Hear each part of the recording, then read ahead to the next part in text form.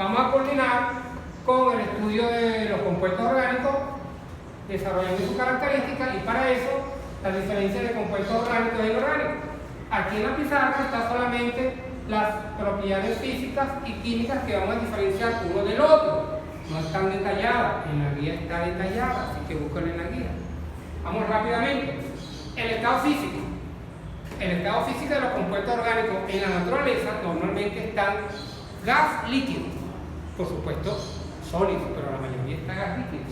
En cambio los inorgánicos, la mayoría de ellos están sólidos líquidos, muy pocos gases.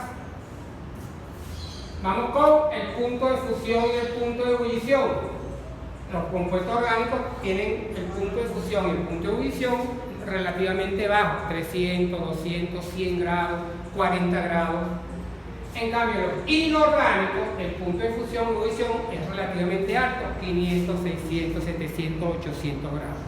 No significa con eso que no encontremos compuestos orgánicos con temperatura baja. Aquí hablamos siempre de la mayoría. La mayoría tiene punto de fusión y ebullición alto, los inorgánicos y este bajo. La solubilidad. Hay una ley de solubilidad que el estudiante conoce, que se llama: lo semejante se disuelve con lo semejante. Eso significa que en agua, que es un compuesto inorgánico, agua, solvente universal, que es un compuesto inorgánico, cuando tú le agregas agua a un orgánico, son insolubles. Lógico, porque no son iguales. Pero si tú le agregas agua a uno inorgánico, que es igual que el agua, son solubles. Facilito. Densidad, la comparamos con el agua. El agua tiene densidad 1 gramo sobre mililitro. 1. ¿Cómo es la densidad de los compuestos orgánicos? Menor que 1.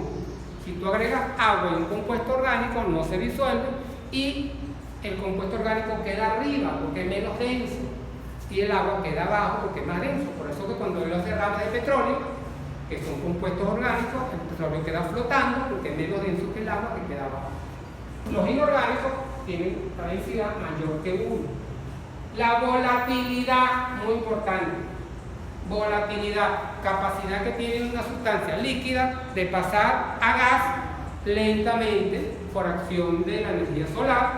Tú colocas un material líquido y la energía solar choca con las moléculas de la superficie y las moléculas toman esa energía y pasan de líquido a gas lentamente. Se volatilizan, se evaporan. ¿Cómo es la volatilidad de los compuestos orgánicos? Muy bueno. El compuesto orgánico tú lo colocas al sol y a poco tiempo ya no está la sustancia. En cambio, la volatilidad en los inorgánicos es difícil, no son volátiles, cuesta para pasar a gas a temperatura ambiente. Las químicas son interesantes, las diferencias químicas. Los elementos que lo contienen, ya lo dijimos, los elementos que contienen a los compuestos orgánicos es fundamentalmente carbono. Por eso debería llamarse la química orgánica la química del carbono, que es el nombre apropiado, porque orgánico viene del organismo vivo de la teoría vitalística, pero se llama químico orgánico porque quedó así por costumbre.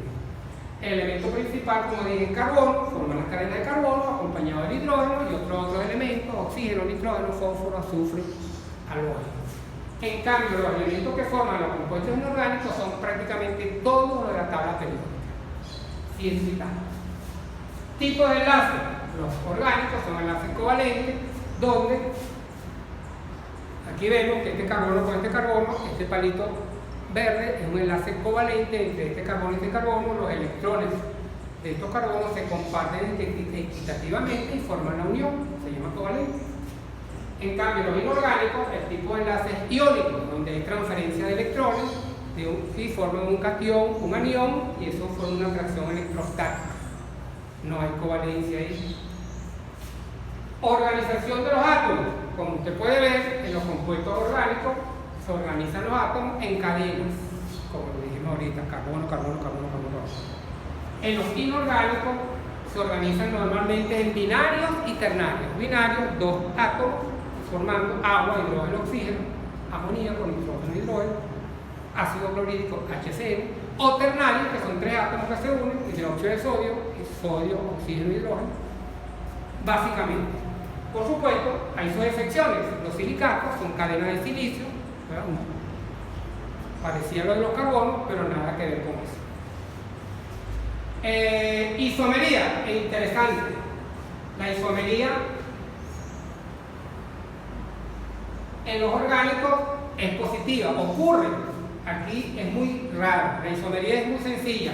Tú tienes una cadena de carbono, como puedes ver acá, y esa cadena de carbono se organiza en forma consecutiva, pero ella misma puede, ¿verdad?, crear otro compuesto distinto, ¿verdad?, distinto, con los mismos átomos, y observa que la estructura es distinta y este compuesto es distinto al anterior, que se llaman isómeros.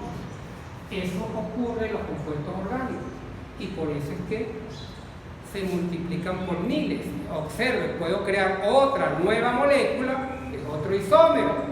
Observe la estructura que es distinta a todas las anteriores y no me sobró nada. Es como jugar Lego. Con varios carbonos hago estructuras distintas y genera una cantidad inmensa de compuestos orgánicos. El número de compuestos, lo que comenté ahorita, los orgánicos son millones, millones y millones y prácticamente es imposible de definirlo con claridad. Los inorgánicos no llegan al millón, son muy pocos. La velocidad de reacción, los orgánicos es lenta, hay que ayudarlos, meter catalizadores, calentarlos. En cambio, los inorgánicos es violenta, rápida y no necesita catalizadores. Bueno, espero que llegamos hasta acá y espero que este pequeño repasito les sirva para hacerse oración y comprender mejor la vida. Hasta pronto.